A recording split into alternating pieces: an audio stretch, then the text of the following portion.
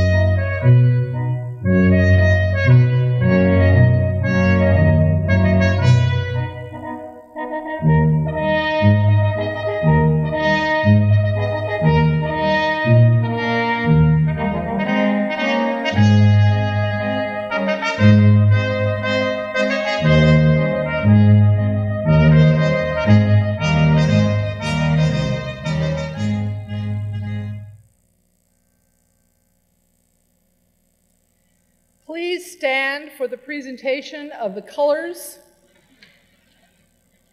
to be followed by the singing of the national anthem, and remain standing until the colors will have left our vision.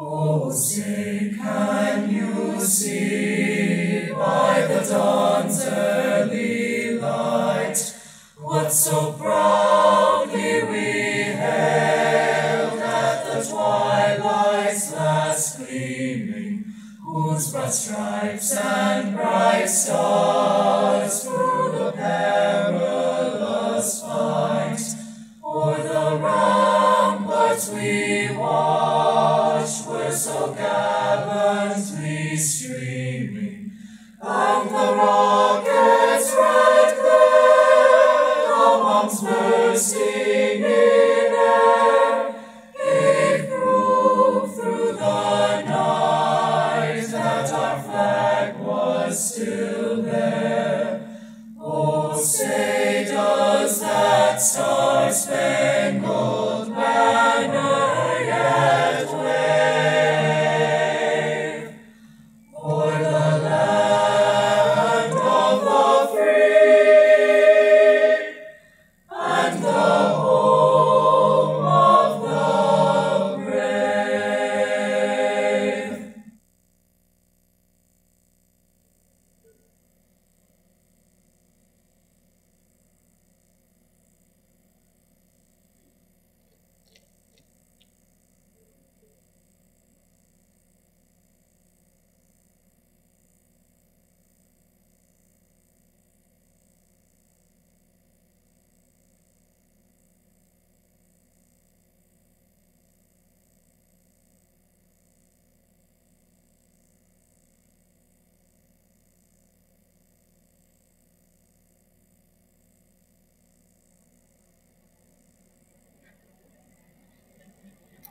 Please be seated.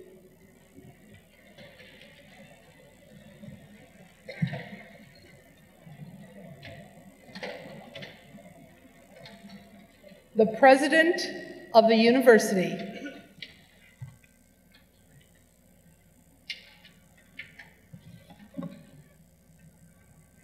Members of the Board of Visitors, students, faculty, ladies and gentlemen, thank you for being here and welcome. I have to confess I feel a little flustered. I never expected to be center court at JPJ performing. My name is Jim Ryan, and I will serve as your MC this afternoon. We are here today to give out intermediate honors to outstanding third-year students and the Thomas Jefferson Awards to two members of our community who represent the best of what this university is all about. But first, I have the distinct pleasure of introducing your keynote speaker, Tom Katsileas.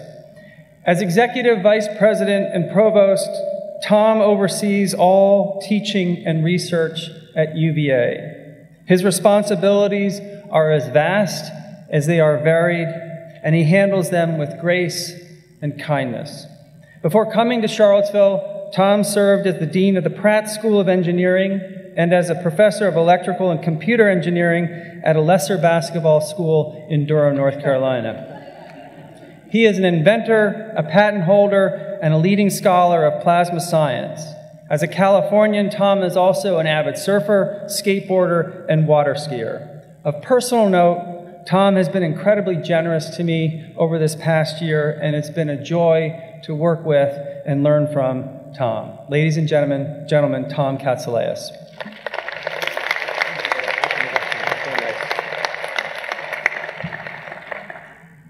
Thank you and good afternoon.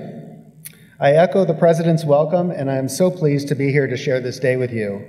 A couple of shout outs before I begin. I'm looking around. First, Adrian Barnes, who is our extraordinary intern in the Provost office. Hey, Adrian, wherever you are. I'd also like to give a shout out to Pam Higgins, who manages major events here at UVA, including this one. When Pam passed on this invitation to me, she said I should share wisdom and humor. I responded, "You do know you invited an engineer and a physicist, don't you?" And then I said, to paraphrase an old saying, physics is easy, wisdom is hard. But then I've been called a wise guy before, so I accept. She said, I don't think this is what the committee meant, and she didn't seem amused, but by then it was too late to uninvite me, so here I am. Good afternoon. I will try to live up to both the wise guy label and to the great honor I have to address you today. But first of all, let me congratulate you on intermediate honors. All of you have completed 60 credit hours in the top 20% of your class to be here. And as your chief academic officer, and that's what a provost is, I am proud of every one of you. Give yourselves a hand. Congratulations.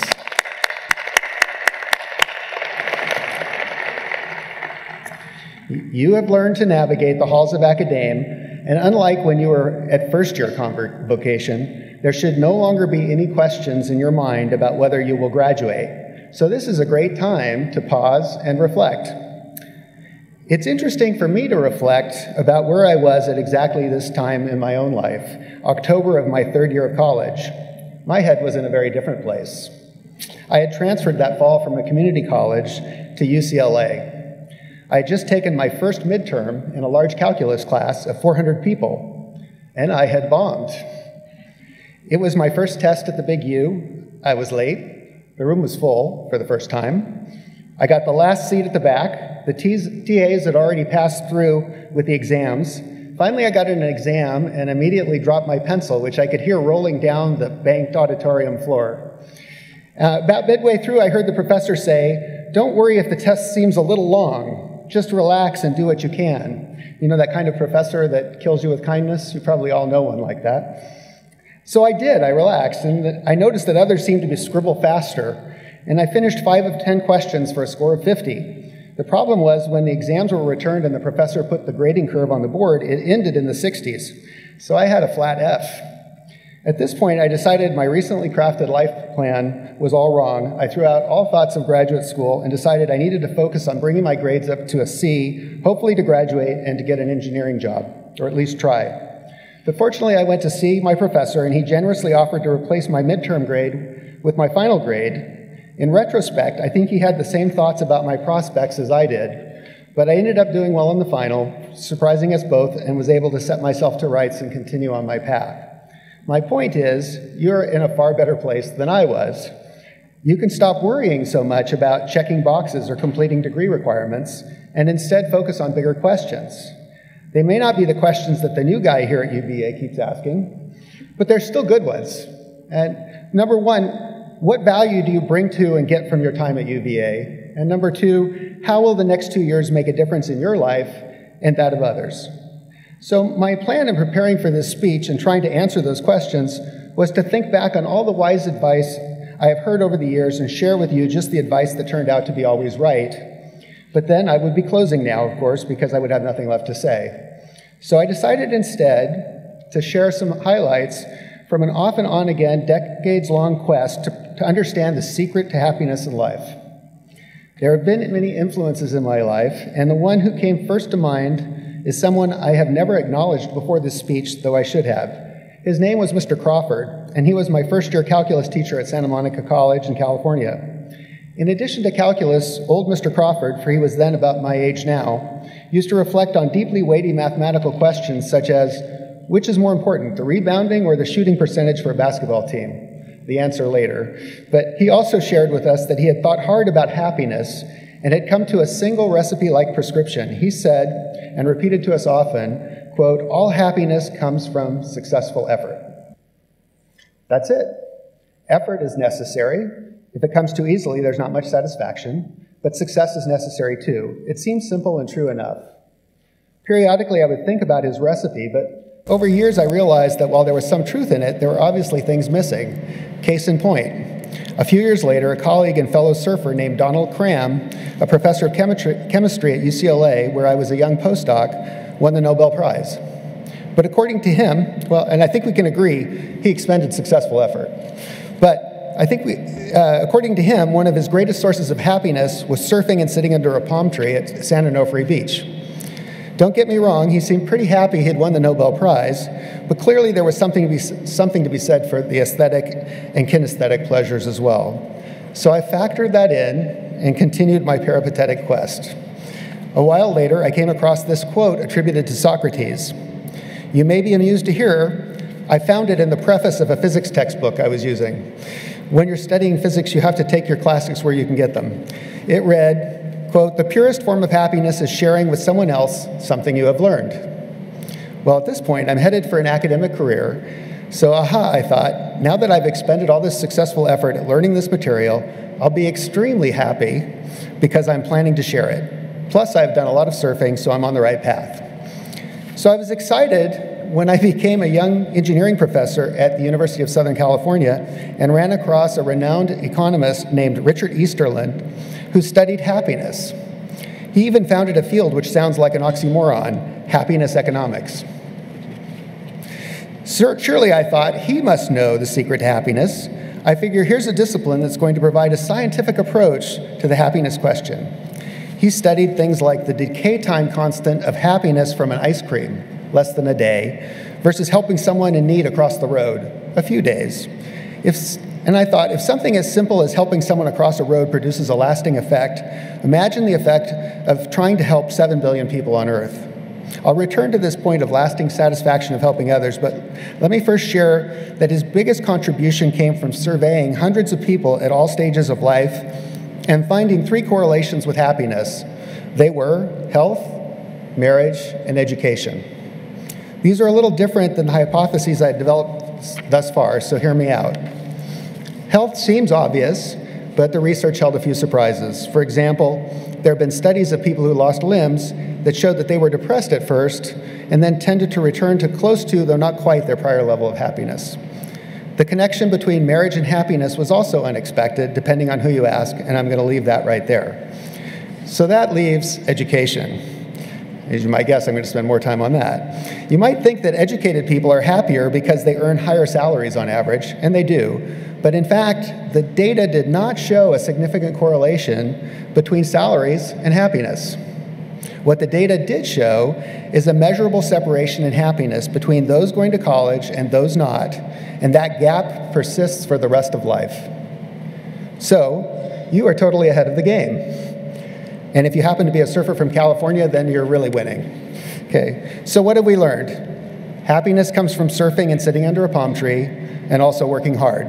It comes from taking care of your health and your family life. It comes from helping someone across the street and helping the planet. And most of all, it comes from learning. And I would say, take your time learning and allow time for some important detours. It can be challenging to persuade funders of higher education, whether they be the parents behind you or state officials, that we should take the longer road to a degree. 2 weeks ago, in fact, I was speaking to a group of legislators who were intent on asking if we could be more efficient and squeeze a UVA degree into 3 years instead of 4. And this is the answer I gave them. I said if the goal was to capture information associated with a field and or prepare you for a known job, then yeah, we could do that. But if the goal was to prepare students for careers that do not yet even exist, then no. I told them for that you need to discover who you are and your place in the world, something best done inefficiently through an exploration of blind alleys as well as main thoroughfares. You also need time to create and be involved in a community, both here on grounds and in Charlottesville and beyond, where you can share what you learned, back to Socrates, and you need time to sit under a tree and think. Incidentally, if that works, we plan to take full credit for your Nobel Prize. So, none of the legislators could completely get their heads around being intentionally inefficient in the sense of doing work that was not required for a degree. But here is why you should.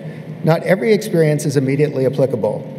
In my case, as a college student, I learned much from summer internships in industry and traveling abroad, but I probably learned the most that has been valuable to me in my present role while I was an ocean lifeguard in Santa Monica on weekends. My favorite things about lifeguarding were the camaraderie of a great team and the joy and relief of pulling swimmers or non-swimmers out of riptides, especially on crowded weekends when we could rescue as many as 25 people at a crack. Still, I didn't lifeguard in preparation for being a provost. It was a way to be in a place that I loved with people I respected doing work I believed in.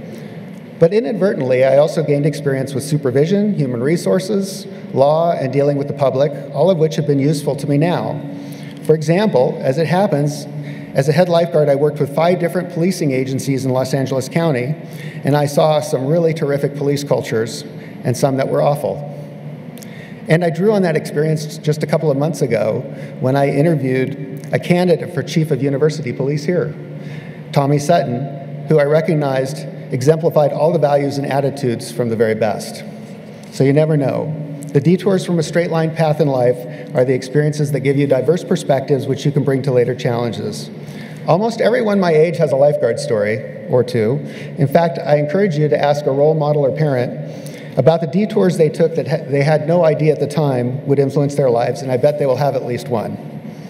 So, how do you connect the business of being a good student and completing your degree on time with taking important detours? So I'm going to share a little recent research with you now. Recent research has shown that what is most transformative about college education is taking what you have learned in the classroom and applying it to real-world situations while you are still a student.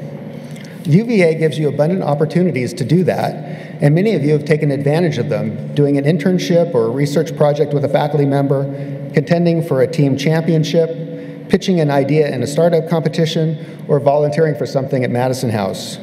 But it's important not to stop there.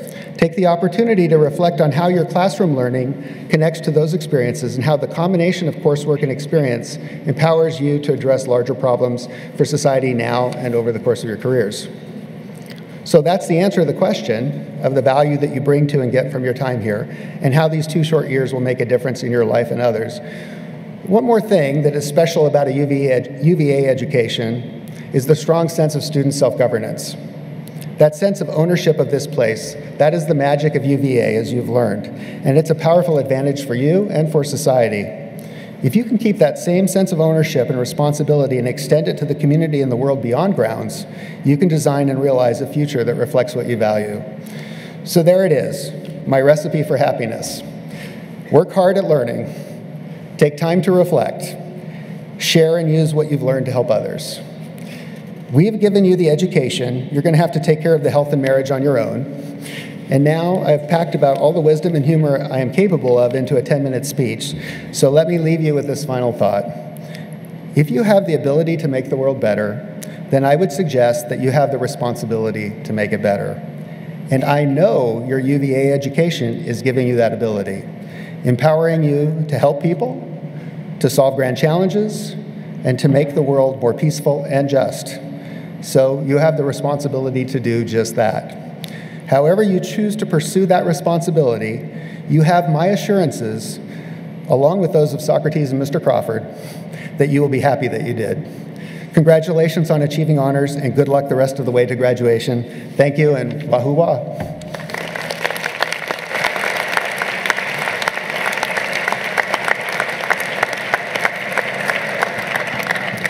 Thank you, Provost Katsouleas, the president of the university.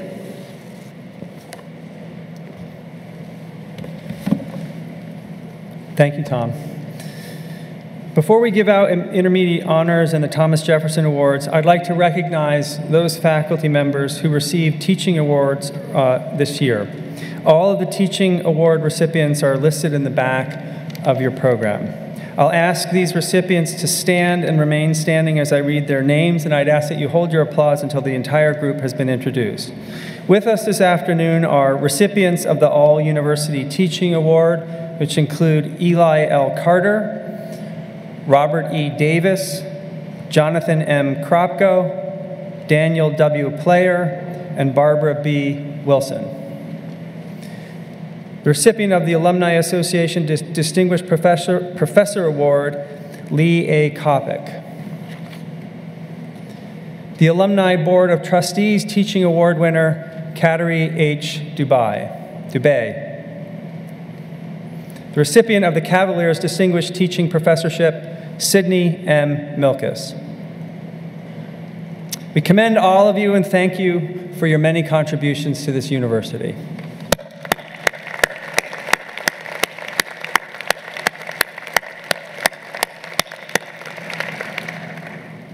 On behalf of the faculty, it is now my pleasure to give out what are called intermediate honors. To understand what that means, though you've heard a bit about this already, it's important to look at each word separately. First, it's an honor. All of you are here because you are in the top 20% of your class after 2 years at UVA. You've worked hard, learned new things, built new relationships, and hopefully have had some fun along the way. You are, in other words, crushing it. But I also want you to think about the other word as well, intermediate. You are not yet finished, not even close. This is why, in addition to recognizing what you've already accomplished, today is also, in a sense, a challenge to keep asking questions, to keep searching for answers, to keep pushing yourselves, to keep reaching out, to forge new friendships. I urge you to take full advantage of the rest of your time here. I will now ask the Grand Marshal to introduce the deans or representatives of the School of Architecture, the College and Graduate School of Arts and Sciences, the Curry School of Engineering, the School of Engineering and Applied Science, and the School of Nursing, who will present the candidates for the Award of Intermediate Honors. The Associate Dean of the School of Architecture.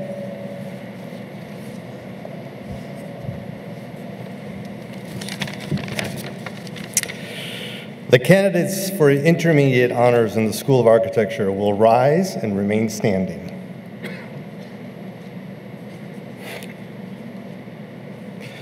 Mr. President, I have the honor to present for the Award of Intermediate Honors these candidates from the School of Architecture who are in the top 20% of those students who have remained in good academic standing and completed at least 60 credits during their first 2 years at the university. The Award of Intermediate Honors is the highest honor that an undergraduate can earn during the first 2 years at the university. In officially conferring this distinction upon you, I offer you congratulations on your outstanding academic achievement in the School of Architecture, and I challenge you to deepen your appreciation for the past, even as you learn to design and build for the future. Congratulations. You may be seated.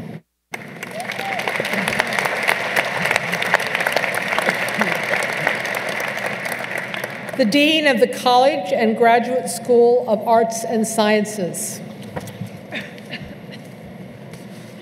The candidates for intermediate honors in the College of Arts and Sciences will please rise and remain standing. Mr. President, I have the honor to present for the Award of Intermediate Honors these candidates from the College of Arts and Sciences who are in the top 20% of those students who have remained in good academic standing and completed at least 60 credits during their first 2 years at the university. The Award of Intermediate Honors is the highest honor that an undergraduate can earn during the first 2 years at the university. In officially conferring this distinction upon you, I offer you congratulations on your outstanding academic achievement in the College of Arts and Sciences, and I challenge you to continue to examine the profound and enduring questions that will prepare you to be ethical citizen leaders. Congratulations, you may be seated.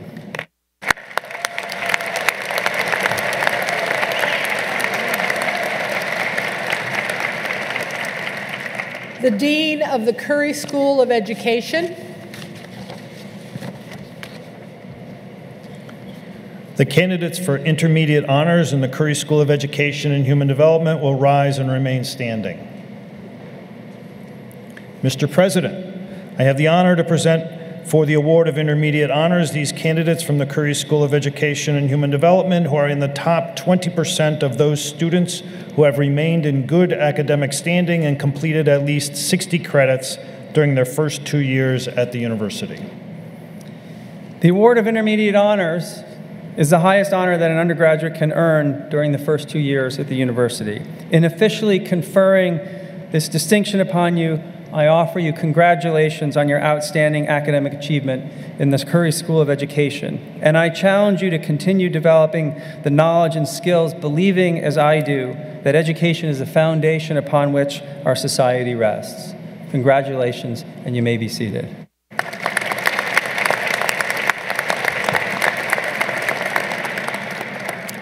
The Assistant Dean of the School of Engineering and Applied Science. The candidates for intermediate honors in the School of Engineering and Applied Science will rise and remain standing.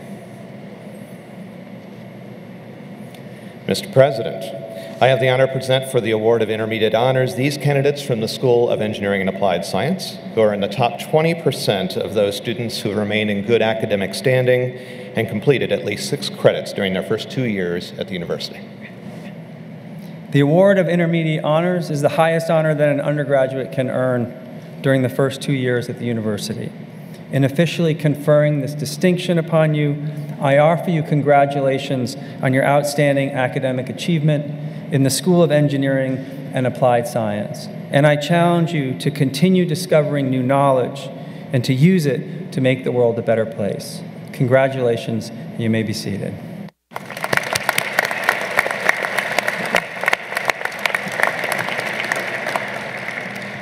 The Dean of the School of Nursing. The candidates for intermediate honors in the School of Nursing will please rise and remain standing. Here they are. Mr. President, I have the honor to present for the award of intermediate honors these candidates from the School of Nursing who are in the top 20% of those students who've remained in good academic standing and completed at least 60 credits during their first 2 years at the university. The award of intermediate honors is the highest honor that an undergraduate can earn during the first 2 years at the university. In officially conferring this distinction upon you, I offer you congratulations on your outstanding academic achievement in the School of Nursing. And I challenge you to expand and deepen your knowledge as you work to heal the sick and mend the injured. Congratulations. You may be seated.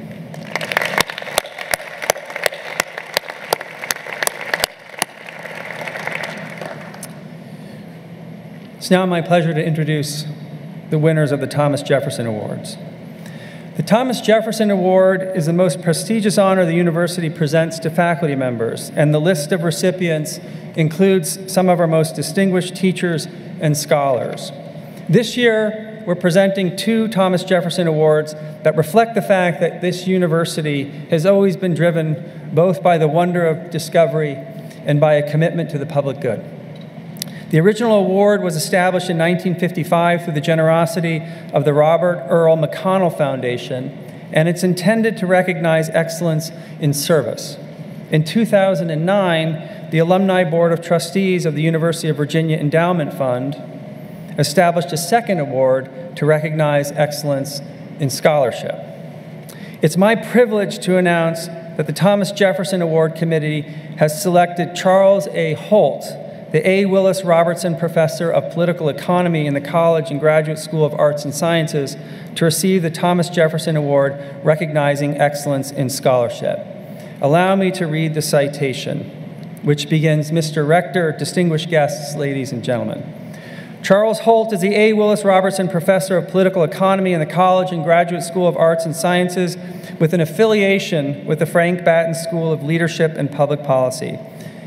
Mr. Holt came to the university in 1983 as an associate professor in the Department of Economics. Since that time, he has solidified his standing as a transformative and highly influential scholar and teacher in the field of experimental economics.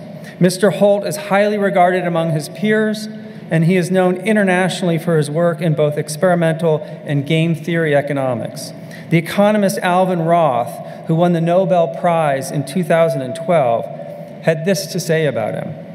After the first generation of economists who explored the new world of experimental economics came the settlers, who tamed it and showed how fertile it is, and showed others how to make their way.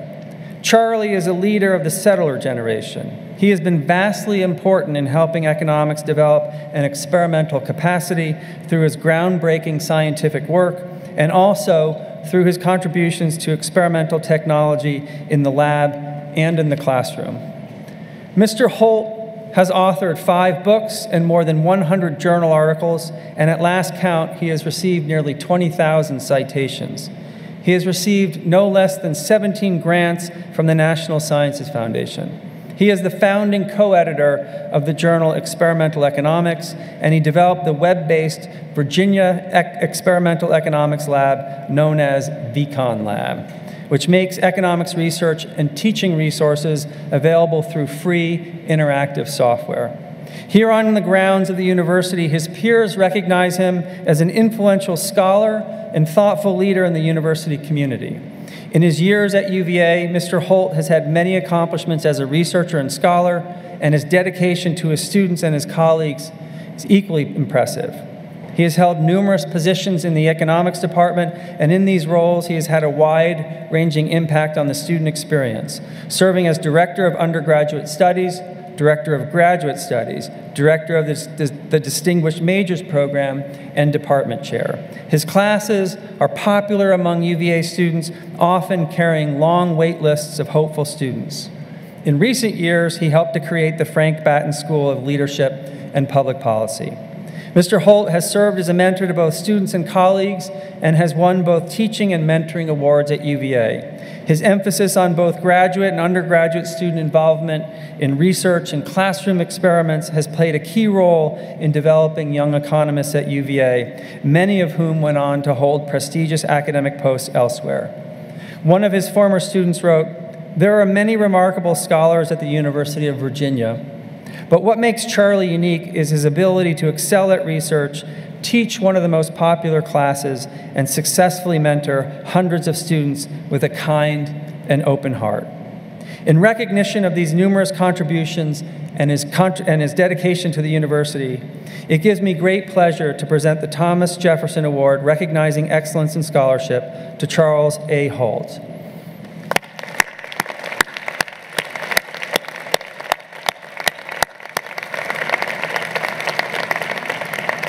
At this time, I'd like to ask Mr. Holt to come forward to receive the award and say a few words.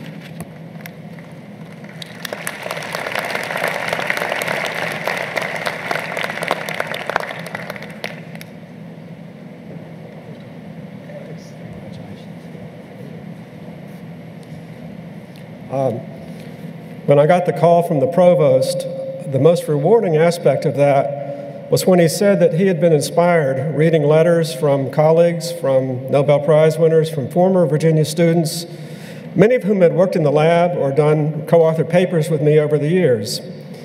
Indeed, when I came to Virginia 35 years ago, I didn't dream that research would be so exciting and so closely related to teaching. The economics experiments that I do for scientific and policy advising purposes are well suited for class simulations. And I've been honored over the years to be associated with such talented cohorts of UVA students who study experimental economics and who've helped me with research.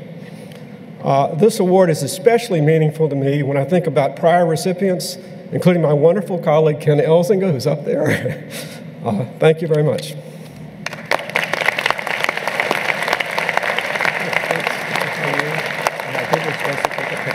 Are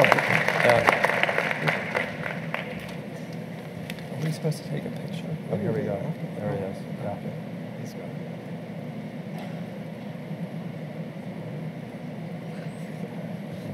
Okay, thanks. Congratulations. This is yours. Great. Yeah.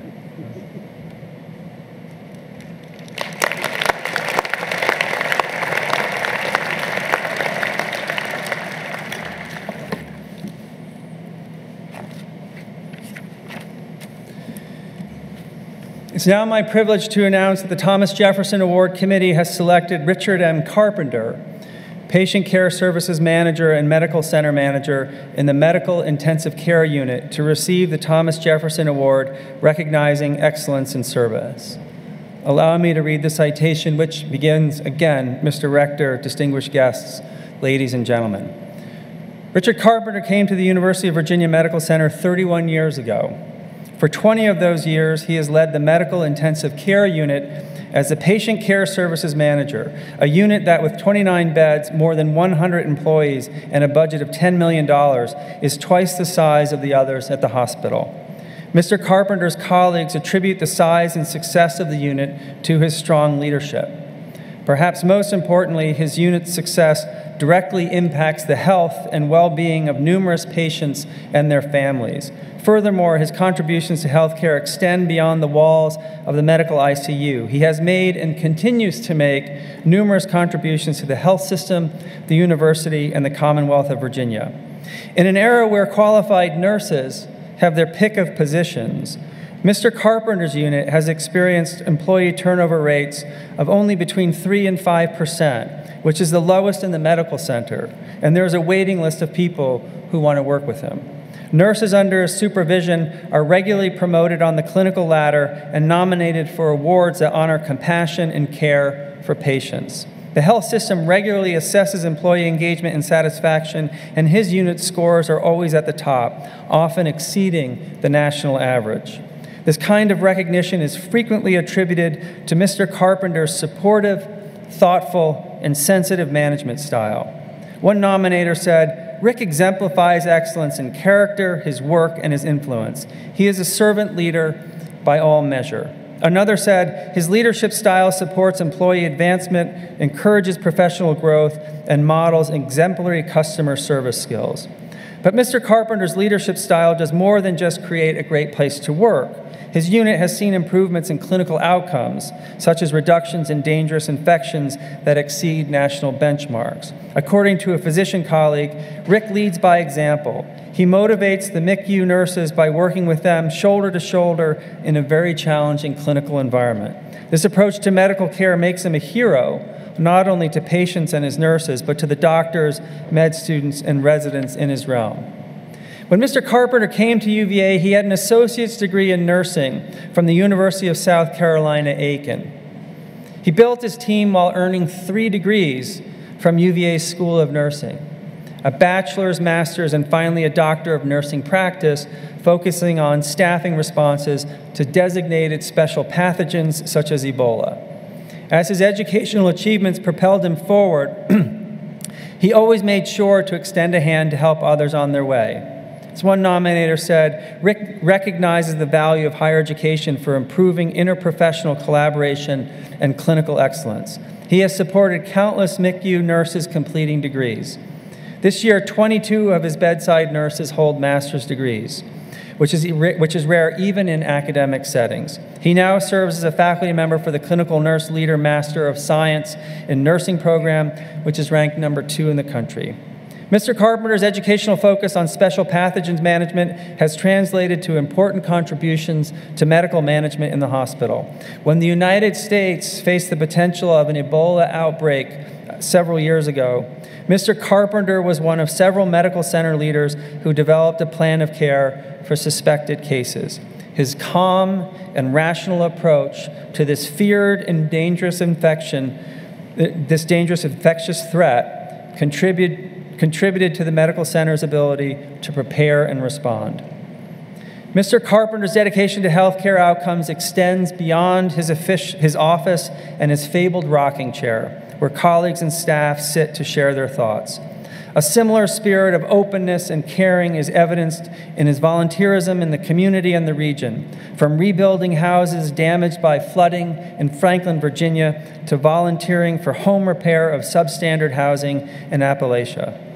It gives me pleasure to present the Thomas Jefferson Award for Excellence in Service to Richard M. Carpenter, whose contributions to healthcare and whose dedication to the university exemplify the ideals for which this university was founded.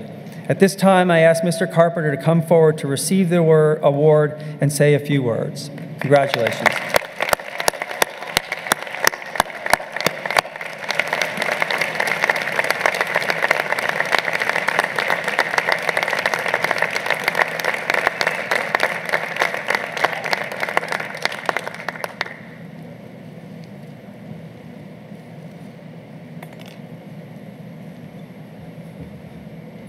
like Charlie, I received the phone call 2 weeks ago, and I'm still in shock.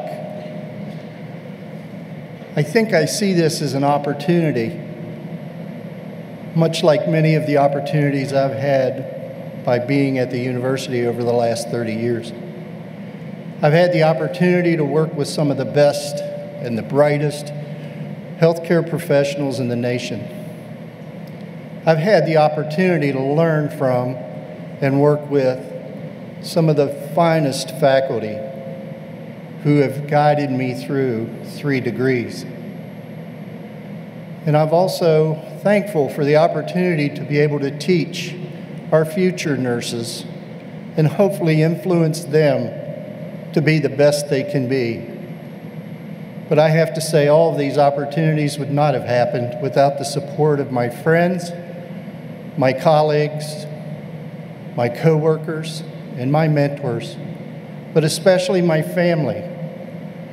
My wife and my daughter have stuck with me through all of this, through 3 degrees, and I couldn't have done it without everyone's support. Thank you.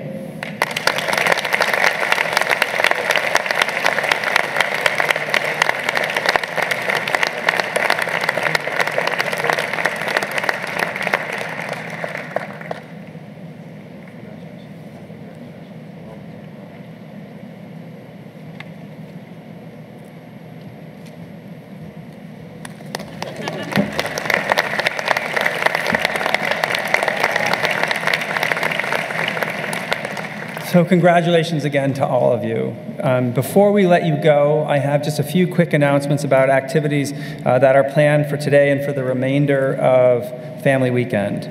Intermediate honors recipients, you can pick up your certificates immediately after the ceremony in the entry foyer. At 4 p.m. today, the class of 2020 third-year ceremony will take place here in the John Paul Jones Arena. This year's keynote speaker is Meredith Wu. Ms. Wu is the president of Sweetbriar College and served as dean of the college and Graduate School of Arts and Sciences here at UVA from 2008 to 2014. Today and tomorrow, many events, open houses, and receptions will take place on the grounds. Please refer to the Family Weekend event schedule for times and locations for all events this weekend. We added some events after printing the schedule, so the most up-to-date schedule is on the Family Weekend website at www.virginia.edu/familyweekend. Culture Fest takes place tomorrow from 10:30 a.m. to 1:30 p.m. This is a student-run festival featuring an international bazaar of performances, foods, and arts and crafts, which will take place in the amphitheater. And finally, we have a football game tomorrow against North Carolina at 12:20 p.m. Please come out and help us cheer on the Who's. Students, faculty, and staff have worked for several months to plan this weekend's events, and we hope you'll participate in as many activities as you can. It means a great deal to us to have all the families here at the university, and once again, to all of the students and to the Thomas Jefferson Award winners, my deepest congratulations. Thanks.